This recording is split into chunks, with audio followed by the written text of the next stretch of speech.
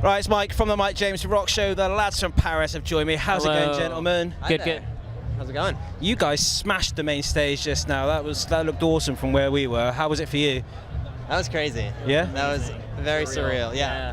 I mean, we done Reading 2 years ago as well on the pit stage. Yeah. And I thought it was going to be hard to top that, but I think we just did it. Yeah, it was great. But in that 2 years since you've last played here, your stock has gone from here to like somewhere up there somewhere. And it's going to get even sillier now, isn't it? Surely you've got the new album coming out, the tour. We'll be back in November, so we'll see how it goes. Was there tremendous pressure on you now for like following up the last album? Because that was a global success and literally went stratospheric for you guys. And I don't know. We didn't really go into the process of overthinking it. Okay. I think we just went in just going like, we're going to just write the songs we want to write and record the songs we want to record. I didn't think it was like kind of just like overbearing where we were like forced to, kind of top it. But it was just what we were feeling at the time. And so you eliminated the pressure on yourselves really by just going, we'll do what we want. Yeah. That's cool, man. As long as we like it. As long as we'll we put like it it out and we're just happy with the product, then hopefully someone can grip on or just hold on and appreciate it as well. So I think the momentum's there to really take you to the next level again off this album. Oh, thank you so much. What was the one bit from the last album that was just like, I never thought we'd ever be able to do anything like that off an album this early in our career? Oh. There was everything. There was a lot of points where we were just like, how? Literally everything we did, I never thought we would ever do. That's cool. As a band. And I don't even know where to list, like Torn with Fall Out Boy, trying to Bring Me, like even Muse, like, 30 Seconds yeah, to Mars. Muse right now, and even a couple of years ago doing Warped Tour, that was a huge deal to me. Yeah, that's unreal. So the album's coming out. The English tour's happening very soon as well. What can we expect from the English tour then? Have you started thinking and putting the plans together, production-wise, and all that kind of stuff? Oh yeah. It's been talked about. Yeah. We don't want to give anything away. We want No. everyone to be surprised, but yeah, it's in the works, and then just a whole new show. New show for people to enjoy. Have you already started looking further afield as well? Like next year, are you already booked up until 2025 or whatever it We're is? booked up until 3082. Oh, that's cool, man. So you know when to book Paris.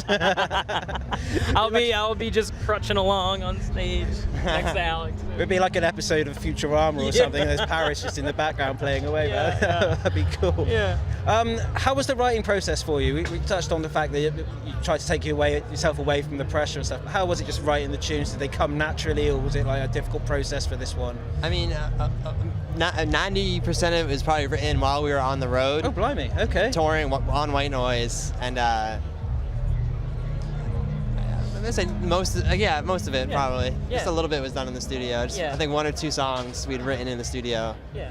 But the rest were just on the road, and cool. For that, there's really like no formula. You kind of, if you just hear a drum beat in your head or a chord progression, anything, you kind of just start with the foundation and build up, and that could be anything. You guys are one of those bands you can't really pigeonhole. You can listen to one track on the album and go, oh, this is this style, and then the next one comes and go, oh, okay, well that's changed it around a bit. Is that just how you feel? It's like if something comes in and you just vibe on it and work through it kind of thing?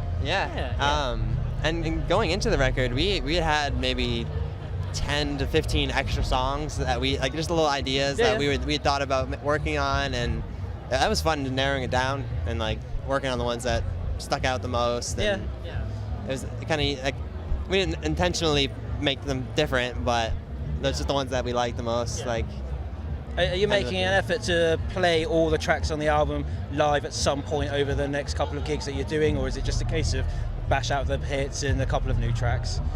Yeah, we're still discussing it. We're heading to rehearsals in about a week. Okay.